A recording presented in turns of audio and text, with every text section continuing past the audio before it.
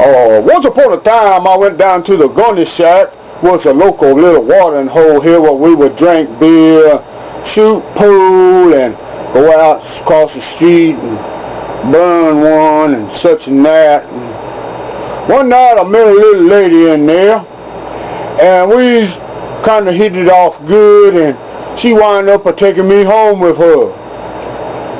Now at this time, I ain't have no car, so she took me home with her, and I spent the night, and we had a real lovely time. Well, what happened was,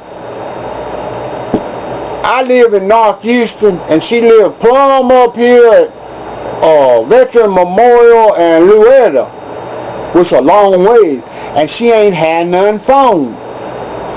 But she worked at a place where another guy I knowed worked, and she was a waitress, and he was a cook, or chef he called himself. So anyway,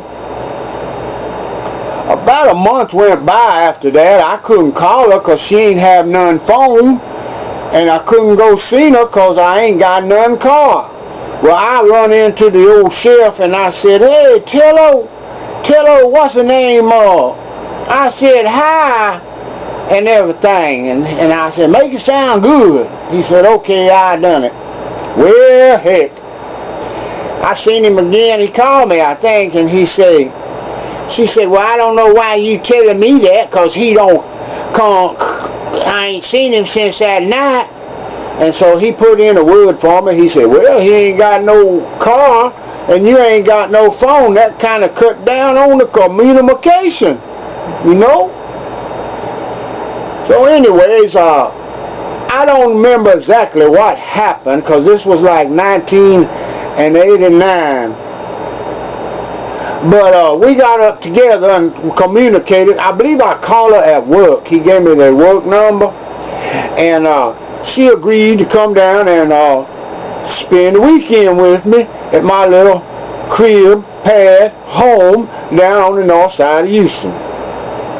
Well, I was all excited, you know, because we had a pretty good time that first time, so I'm thinking, well, we probably hit it off pretty good this time. Well, she come on down there, and we got to, you know, I took her around to all our local watering holes. There was Uncle Bud's, there was Elaine's Lounge, there was Cedar Lounge, there was the Rittenhouse Ice House, and away across a little ways there, about 6 or 7 miles, was Irene's Lounge.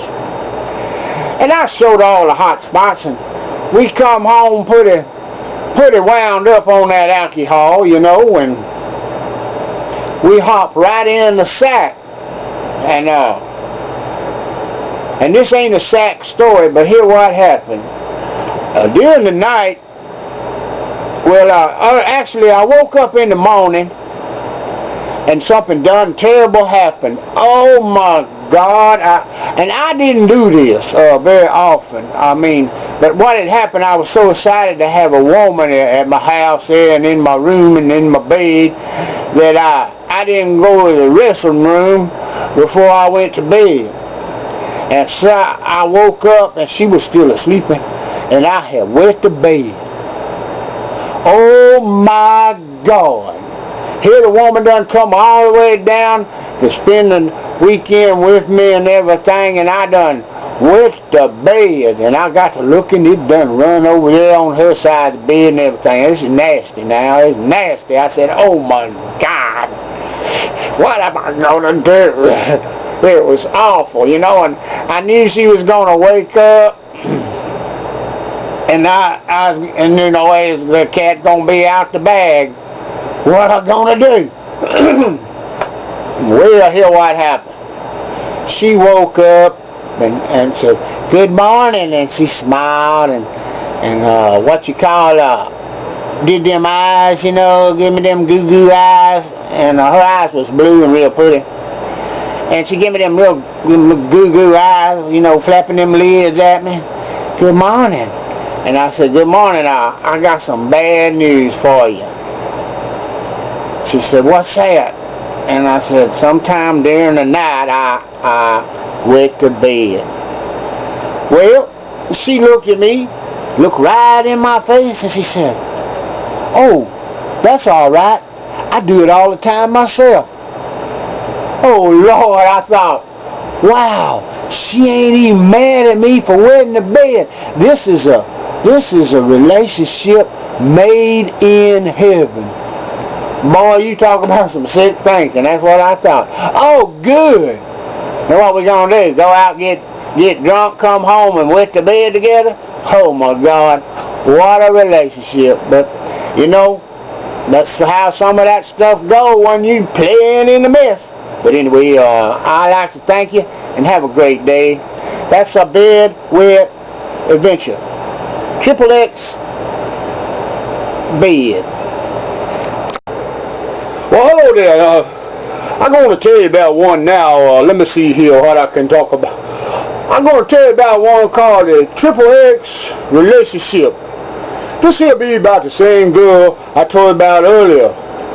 The one with the big blue eyes. Well, here, we developed, after the bedwetting ceremony, we developed on into a long flowing relationship, long caring, loving relationship. And she'd come down on weekend, and we'd go to all them beer joints what I told you about, and we would drink that beer, smoke a little hooch, and carry on, and we start becoming friends. Relationship. And she would spend the night, and next morning, after a hard night of drinking, because we drank a beer in the joint, and then we drank vodka in between the joint, and get home, drink a little vodka. And I wake up the next morning and I wonder, I wonder we done anything, in the, hoochie coochie or something, and I said, well, I can't ask her, because if she poured her heart into some wonderful romantic love making, then I asked her, did we do it? It might hurt her little old feeling, and I said, I can't do that. I just have to, and I waited, and the next day, we'd go out and do all that night, and then I'd come back in. I'd wake up the next, on Sunday morning, I still wonder if we've done anything, I can't remember. Well, this went on for 3 or 4 weekends in a row. I not know we done nothing or not. And I said, this I gotta find out,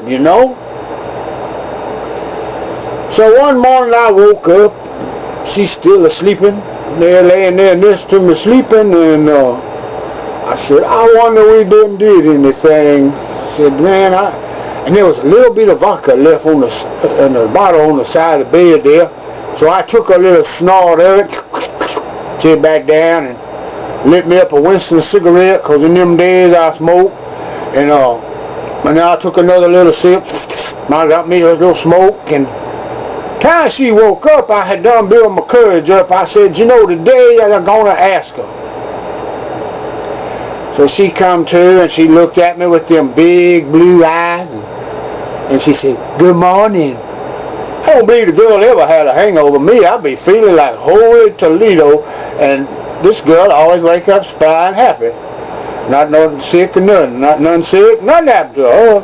Well, I said, good morning. I said, I said, there's something I got to ask you. I sure got to ask you this one.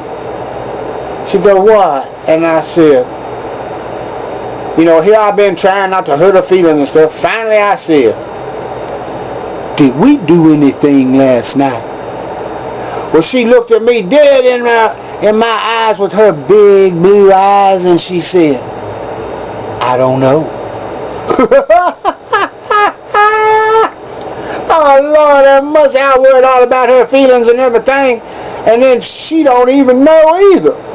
And I'm thinking, this might hurt my manlyhood feeling. Her don't even remember if I done anything for her or not. And, and then I said, I better just shut up about it. But see, nobody even, all that time, she ain't even remembered either. Holy mackerel. That's something. Don't even know if you're doing it or not.